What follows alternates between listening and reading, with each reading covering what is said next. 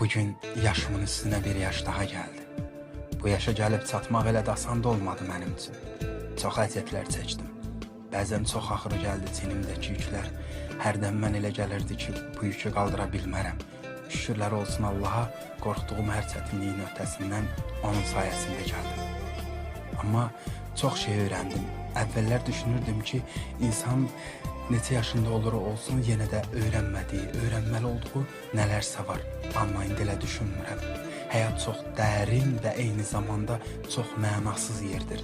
İstəmirəm həyatın daha ürək bulandıran hekayəsini yaşayım. Yaşım elə çox olmasa da daxilimdə özümü həyatın hər ləzzətini dadmış 70 yaşında yaşlı bir yorğun insan kimi hiss edirəm.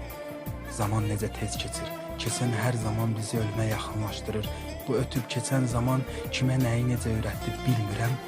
Amma mənə ətrafımdakı insanların əsl üzünü göstərdi. Burada uzun hekayəmi qısa mətnlə yekunlaşdırıram. Dinlədiyiniz üçün təşəkkürlər. İmza Yorğun Adam.